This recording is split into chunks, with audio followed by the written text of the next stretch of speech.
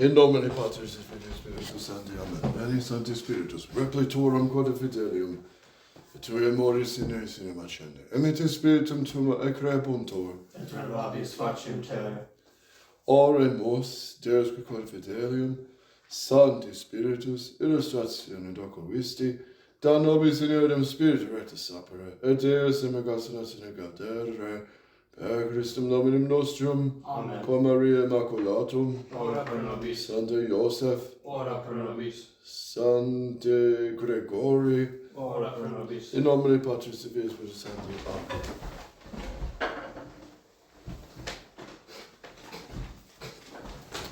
Okay, we continue with history, the profound insights of Archbishop Lefebvre, who was formed in very good philosophy and theology of St. Thomas. He had a Catholic mind, and very different from the modern minds of Cardinal Wojtyla and Ratzinger and Pope Francis and this Pope. Pope Leo XIV just issued another encyclical. I haven't read it, but the LifeSite News advertised it as an encyclical basically saying Christ, his greatness was that he was a man, that he was just a man. So, more liberal nonsense. Okay, so we saw the independence of the anarchical powers of feelings with regard to reason. This is one of the characteristics of Romanticism, the enemy of the primacy of reason. So that was, the passions rebelling against reason. That was the last. The passions, no submission to reason. So free the passions. This is another aspect of liberalism. Free the passions and no restraint whatsoever. So people just become barbarians, animals. The next step of revolution in the liberal breakdown, fragmentation. 5, the independence of the body in regard to the soul, of the animal nature in regard to reason. This is the radical overthrowing of human values. So they exalt sexuality, they sacralize it, they reverse the order between the two ends of marriage, so we saw that last class. Procreation and education of the children on one hand, which is the first purpose of marriage, allaying of concupiscence in support of the spouses, that's the second purpose of marriage. But these ends were reversed in a novel idea in the 1920s called personalism, which was condemned by Pope Pius XI. But it blew up in Vatican II and was encoded, enshrined in the new Code of Canon Law of 1983. That's why the new Code of Canon Law cannot just be accepted without distinction. There are some good laws in there, which basically are repetitions of the old Code of Canon Law, but there's a lot of junk in it, a lot of even heresies, and a lot of the application of Vatican II.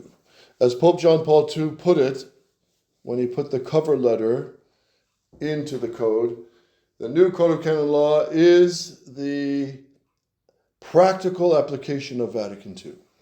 So what's Vatican II with a human form? Code of Canon Law, the new code. Yes? Which book was it you said it condemned personalism?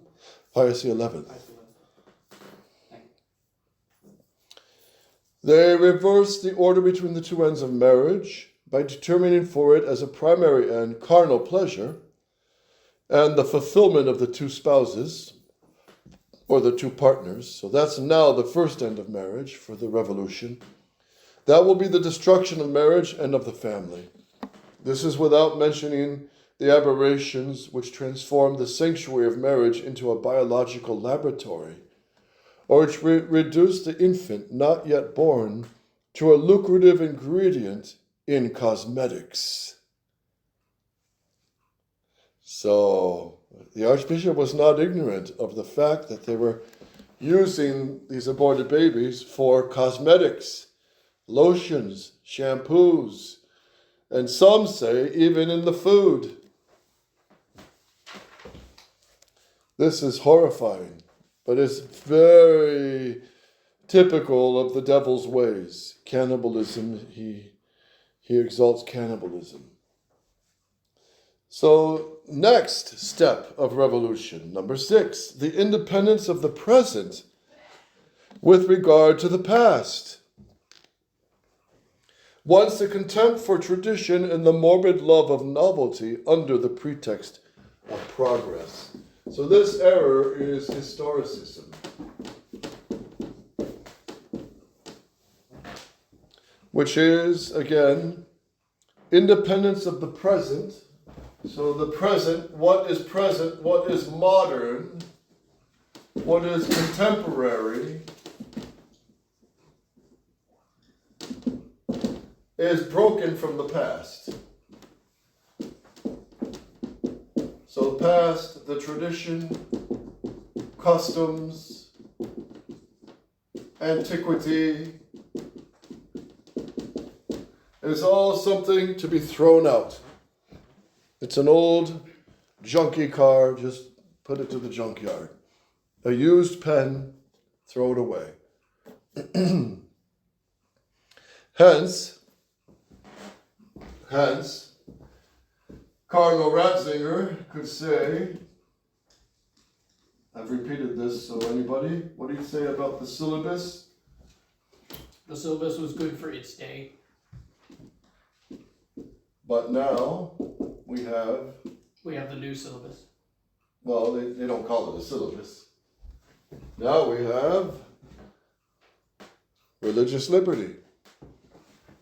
Now we have Gaudium et Spes. So, in other words, the syllabus of errors condemned the religious liberty, but now, in our age, it's applicable. So what the church condemned in the 1800s, she approves in the 1900s. So they make the Holy Ghost a self-contradicting, schizophrenic liar.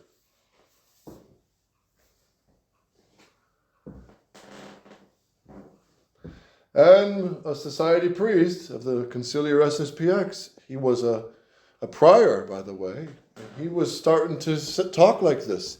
Well, you know, Cardinal Ratzinger, Pope Benedict XVI said the syllabus was not infallible. And, to hear a society priest saying that was enraging, actually. Because the syllabus fulfills all the conditions for infallibility. It is infallible. Archbishop, he probably says this here. Let's look what he says. This is one of the causes that St. Pius X attributes modernism to. The remote causes seems to us capable of being reduced to two: curiosity and pride. These are the two remote causes of modernism: curiosity and pride. Curiosity by itself, if it is not wisely regulated, suffices to explain all the errors. This is the opinion of our predecessor, Gregory XVI, who wrote, "It is a lamentable spectacle to see how far the wanderings of human reason go once the spirit of novelty is given way to." So that's also in Pascendi, September 8th, 1907. It is a lamentable spectacle to see how far the wanderings of human reason go once the spirit of novelty is given way to. So once you give in to novelty, the human mind floats into all kinds of errors. So historicism it's basically, it's the Catechism of the Council of Trent. That was great for the 1500s. Now we need a new catechism, the Catechism of the Catholic Church, they call it. And it's anything but of the Catholic teaching. It shouldn't be called that. That's stealing the name Catholic on the modernist new catechism. And then the seventh and last revolution is the independence of the individual in regard to all of society, all natural authority and hierarchy. So number 7, the individual no longer has any link to natural authority, like a father over his children. Now he's an equal. And some parents already do this. They teach their children, call their parents by their first name. Just pure stupidity. No hierarchy. Everybody's equal. This democracy gone fanatic. Independence of children from their parents. So children don't have to be submissive to their parents or obey.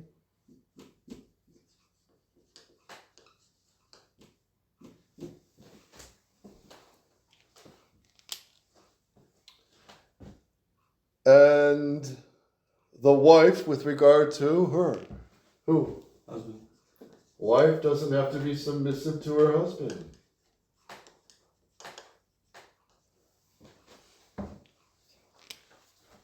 Now, of course, husbands who are tyrants and act like idiots, they're overdoing it. But a balanced, reasonable man, which let's hope most men are when they're married, the wife has to submit and obey.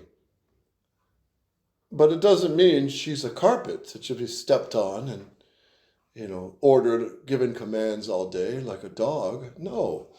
The husband and wife are best friends as well. So she should be able to present objections if the husband decides something. I think the best day we can do the family trip is Saturday, says the husband. But the wife, obviously, she can say, yeah, but we have an appointment that day, and little Johnny, he has to have his stitches pulled out.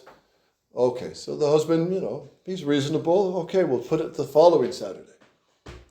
My point is, some people take this as an extreme and say, in every case, the husband is evil and bad and you can't submit. Well, there are some cases where the husband is evil and bad, but in most cases, they're not. And the wife, her place is to obey and submit to her husband. They hate to hear this. Even many traditional Catholic women, they don't like to hear this. And I've had to defend St. Paul to some traditional Catholics over this question. We are so liberal in the modern world that we Catholics even have a problem with St. Paul, the divine revelation. Wives, be submissive to your husbands. It's mentioned twice or 3 times in the nuptial mass out loud in the vernacular, to make it very clear. But obviously it doesn't mean the husband can treat his wife like a doormat. That's what they think when they hear this. Oh, that means the husband can just step on the wife. No, it doesn't. Because St. Paul checks the husband by saying, husbands, cherish your wives and love them. As Christ loved the church, love your wives. Meaning, you'll give your life to defend her and protect her. So the bond is love. It's not, they take everything to extremes. You were saying so. And that's why society wants to feminize the man, because they want to distort the whole, roleship of the husband being the leader.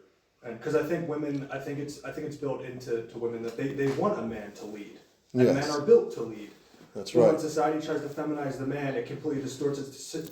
So now that even if you present that argument to women, they look at society and they see these feminized men and they're like, well, that doesn't work. Right. So that's why they try to push that, I think. Yes. And Hollywood has long been working, and the modern education. the communist U.S. schools, public school system, very communist, has been working to feminize the boys for over 100 years. For example, it's not natural that boys be, let me put it this way. In Belgium, they had a great system, and it was a Catholic country, and I'm sure it was done in many other Catholic countries. When the boys reach 12, 13, 14 years old, the boys who are very good in academics, they go on to deeper studies. They study the rest of their high school. But many boys are practical. They are not made for the books. They don't want the books. They're practical. They want to learn how to build, do plumbing. They want to, and that's what they used to do. They put the boys into technical school. And St. John Bosco, thank God, founded the Salesian schools that were forming boys into a trade. So at 14, they start their trade learning, carpentry, plumbing, whatever, stone cutting, jewelry, mechanics, whatever it was. So by the time they're 18, they have a mastered skill under their belt, and they're ready to get married and start a family. And that's normal. But today in this communist public school system, they all are grinded through this fake education. So they graduate and they have to start all over. They have nothing under their belt except what maybe they learned at home or on the farm. So the modern world is upside down, just sickly upside down. Liberalism is destruction of a country. So with a woman regard to her husband, women's liberation, feminist movement.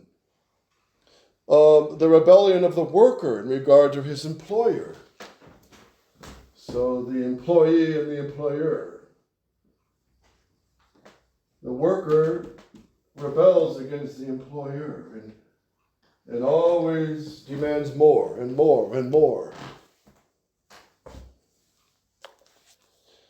So we saw that the church discusses the worker and the employer in Rerum Novarum, Leo XIII and Pius XI in Quadragesimo Animo. They treat this question. And the basic answer is justice and charity on both sides. Justice and charity on both sides. The workers cannot be demanding an exorbitant salary. They have to be reasonable, but they have to be honest in their work as well. Employers, pay your workers fairly. And don't underpay and don't overwork them. So you see, it's a balance on both sides. And what does communism tend to do, everybody? Between the employees and employers. What does communism thrust or push for? Create strife, conflict. Mainly of who against who? The worker against the employer. Right. Yeah. And they label it the poor against the rich. Right. And it's just revolution. It's just civil strife. And then the working class towards the bourgeois class. So we would call it the blue-collar worker. Rebel against who? The white collar workers? Yes. The blue collars rebel against the white collar workers. In French, it's the bourgeois. The bourgeois are the more elite, aristocratic class. And that's not to speak down on them. St. Teresa's family was, I think, a bourgeois type of family. Many saints came out of the bourgeois class. So it's not a bad thing. So you see, liberalism just, it's automatic fragmentation at every level. So what's the Catholic answer? Justice and charity between workers. Wives, be submissive to your husbands. Husbands, cherish and love your wives. So it goes both ways, you see. Children, respect your parents. But parents, says the Holy Ghost, don't overbeat your children. Fathers, provoke not your sons to anger, says St. Paul. So you see, it goes both ways. And then the individual regarding authority and hierarchy. Archbishop Lefebvre says here, political and social liberalism is the reign of individualism. Individualism. And that's now all the advertising, right? When you get on, I think it's Delta Airlines. Our whole company runs the best airplanes, and we are on time, and we do all this, and we build these beautiful airplanes with comfortable seating, and it's all about one thing, you. What stupidity. I think they actually said the main reason our workers do all this is for you. Yes. Yeah, right. Yeah, but that's individualism. The basic unit of liberalism is the individual. And the Archbishop's quoting here The Double Standard by Daniel de Brenne, a French author. The individual is supposed to be an absolute subject of rights, the rights of man. The rights of man. I have my rights. And all this garbage advertising for lawyers, right? As you drive down the highway, demand justice, sock it to them, divorce court, win all you can to crush your spouse. It's sick. It's a lot of sewage. In a Catholic society, these lawyers would never be allowed to get away with what they're getting away with. Destroying families, destroying businesses, destroying reputations, all in the name of what? Me. The rights of The individual. Yeah, my rights, rights of man.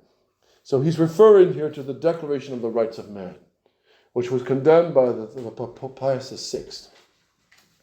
It was the declaration chartered and signed and written up by the French revolutionaries. But if you compare it to the Declaration of Independence, it's almost word for word the same. So we can't ever fall into that error. That was a French problem, because it's just as much an American problem. It's a modern problem, really. And at the bottom line is rebellion against God. And they've taken it farther. They've taken it one step farther, right? Now, it's no longer boys together with girls. Even the fornication of the 50s, which was in the rock and roll music, was all about fornication. But it was still, you could say, natural. It wasn't pleasing to God. They were breaking the commandments, promoting fornication. But you can say, on the honest side, it was still natural. Boys and girls, girls and boys. But now they're pushing, as an agenda in these rotten public schools, communist schools in the United States and Canada, boys with boys, girls with girls. And pardon me, I'm embarrassed to even say this, but you have to know, now in Germany, I understand, and probably in the United States too, now they're pushing with animals.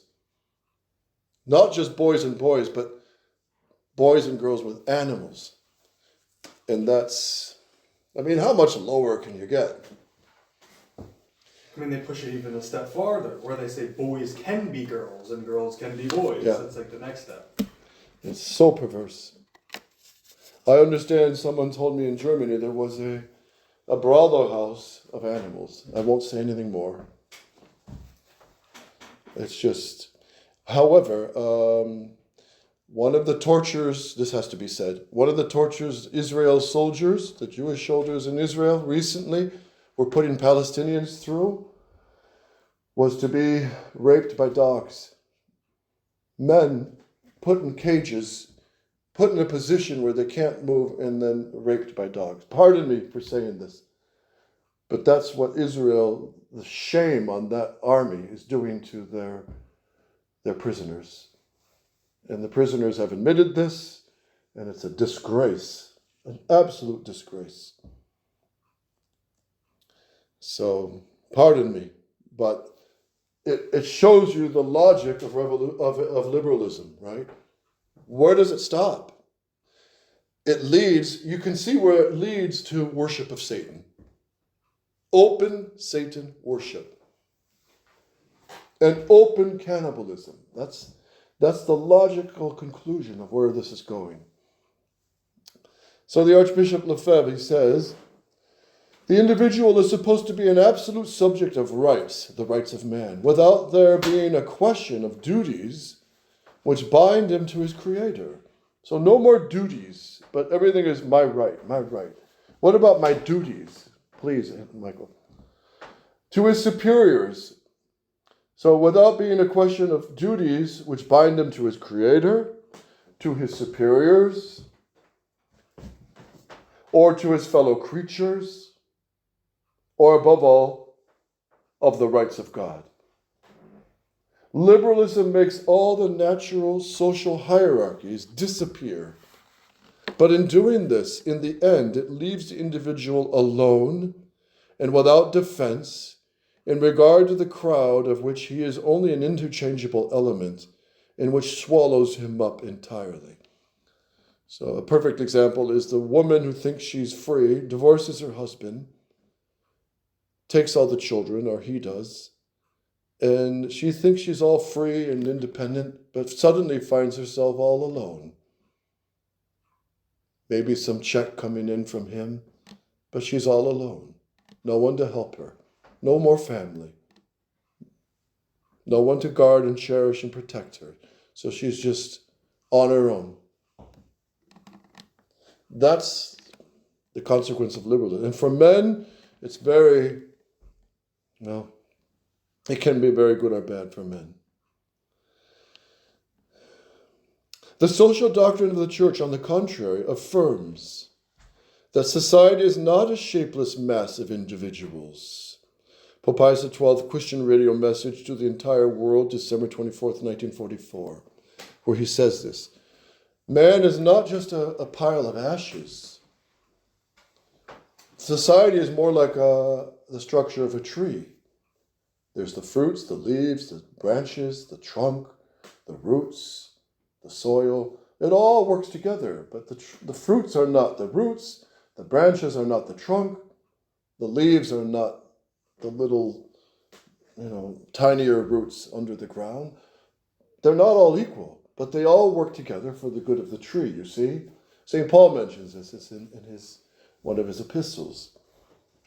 Or, as St. Paul puts it, the eye can't say to the foot or the toe, you're no use to me. And the toe should not be jealous of the eye, because the toe gives balance to the eye. A lot of our balance is thanks to our toes, right? So the eye needs the toe, but the eye is not equal to the toe. The eye is more precious. So that's how society is designed by God. But in the modern communist system, in the liberal system, it's all just a heap of ashes. Everybody's all equal. There's no hierarchy, no obedience. A massless, shapeless mass of individuals. It's not the case. So, the social doctrine of the Church, on the contrary, affirms that society is not a shapeless mass of individuals, but an arranged organism, a healthy body of coordinated and hierarchically arranged social groups. The family, the businesses and the trades, then the professional corporations, finally the state. The corporations or businesses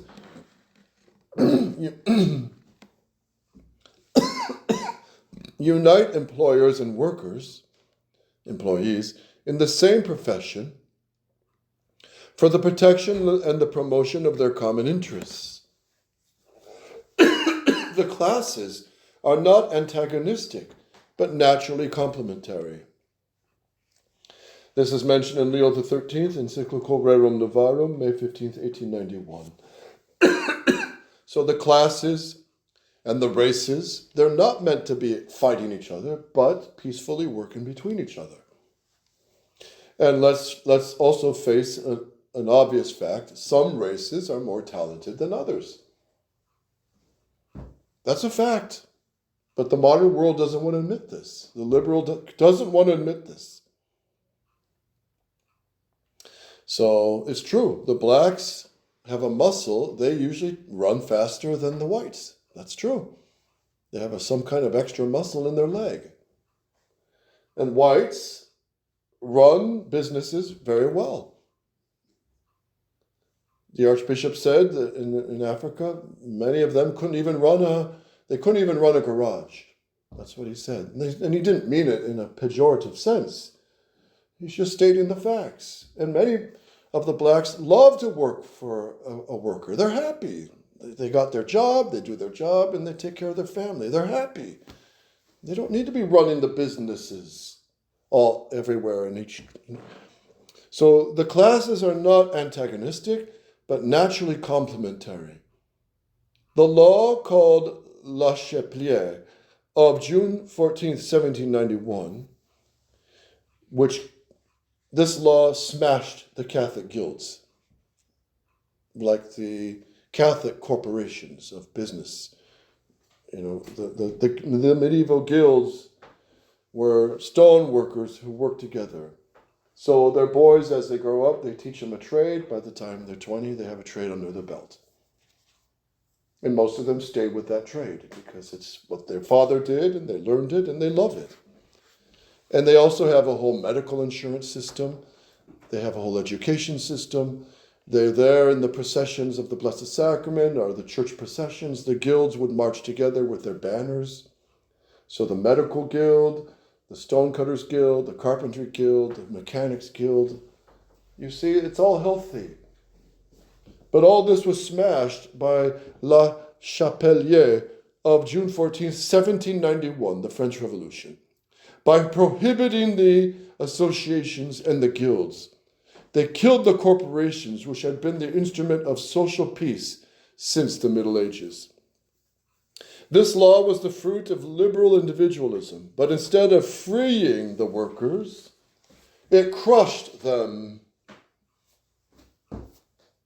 So just think of a 14-year-old boy, right? He no longer has his dad. His dad's no longer part of a guild.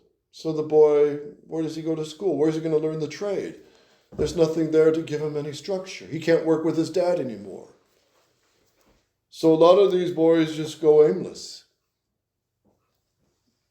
And there's no structure for them to grow up in, right? And if one doctor or one stonecutter or one mechanic, his house burns down or his wife dies, or he's very sick, there's no more support.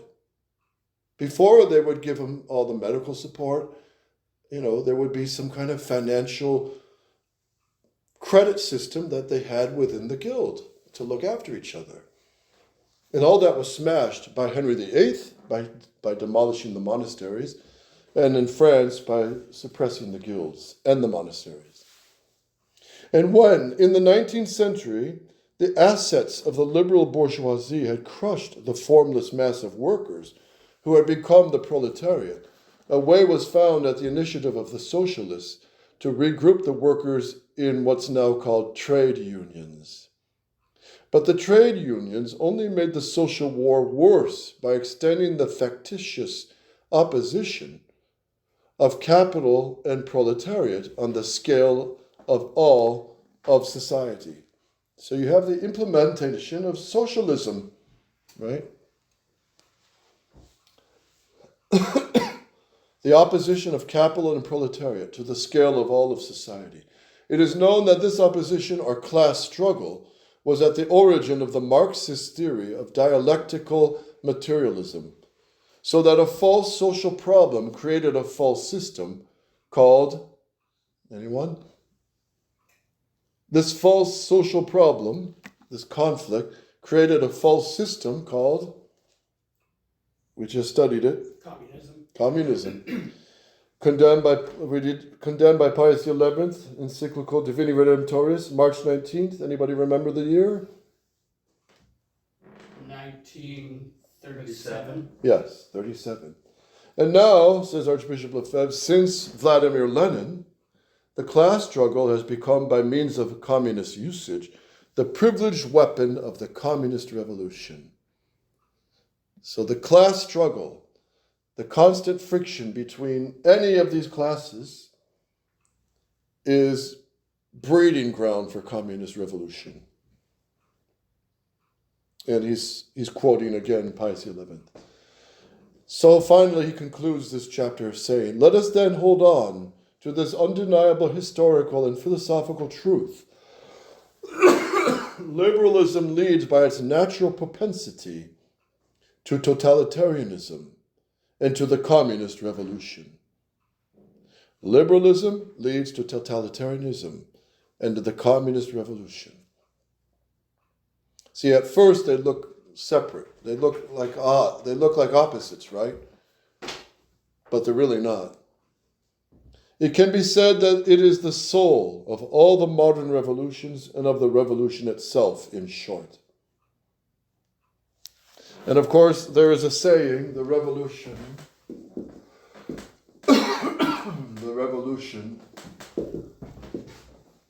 eats her children.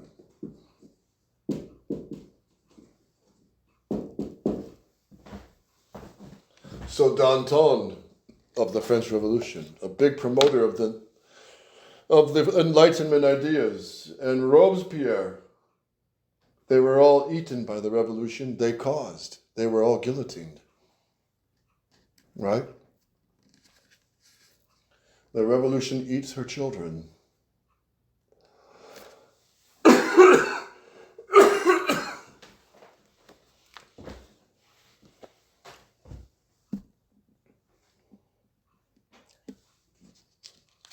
So it's quite profound.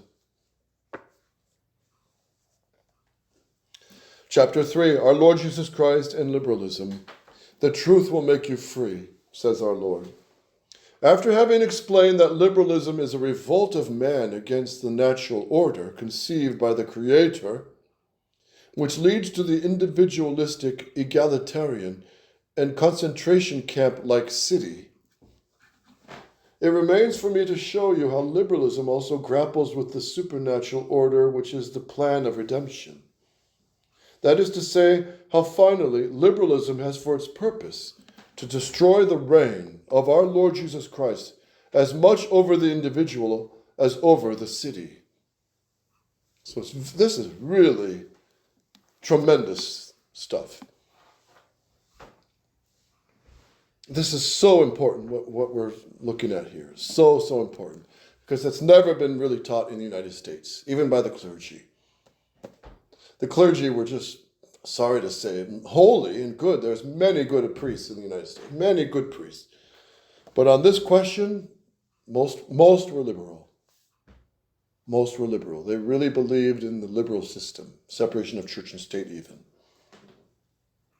I doubt you would ever find one priest in all of the 1900s, before Archbishop Lefebvre, in the United States that ever condemned separation of church and state publicly in a sermon. I bet you it never happened. I bet you. Because it would be considered, anti-American, unpatriotic, right? But nothing can be more patriotic than to want the good of your country, which means the reign of the Sacred Heart, and that the state be Catholic, right?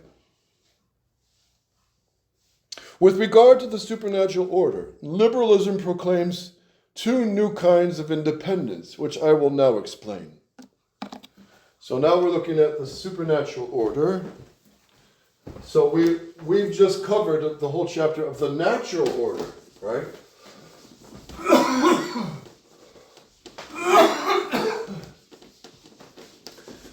Now, we're going to look at how liberalism dissolves the supernatural order. Here, liberalism drips with blood. I should do it with the red ink. With regard to the supernatural order. 1, the independence of reason and of science in regard to faith. So reason and science, or knowledge, broken from the faith. What error is this called? Anybody? Rationalism. Yeah. The supremacy of reason over faith. Which is, it's laughable. It's a laughable stupidity. So the independence of reason and of science, or knowledge, in regard to faith. This is rationalism, for which reason, sovereign judge and measure of truth, is self-sufficient and rejects any foreign domination. So it's rooted in deep, deep pride, the pride of human reason.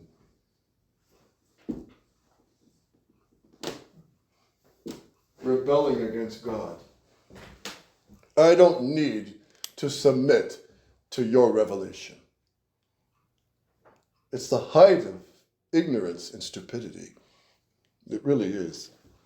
Pride makes men stupid. Pride makes men foolish. Pride makes men silly and ridiculous. And this is the height of it. So there was a young university student on a train traveling in France. And he sat in a cabin across from an old man who was praying the rosary. And this young upstart university student, proud of his achievements with his baccalaureate and his master's, he said, "You believe in that superstition? You still follow those superstitions? Why are you praying that thing? That's just a superstitious charm." And the man answered, and he said, "Well, no, it's not actually." And he tried to give him an explanation. And then the young man asked him, "Well, what's your name?" And the man answered, "I'm Louis Pasteur, the great scientist that invented pasteurization, right? That would, save many lives." So Louis Pasteur was a Catholic, and he was a true, wise, and humble soul. So that young college student has something to think about after that meeting. Okay, we'll pick up next time. Adjutorium nostrum in nomine Domini.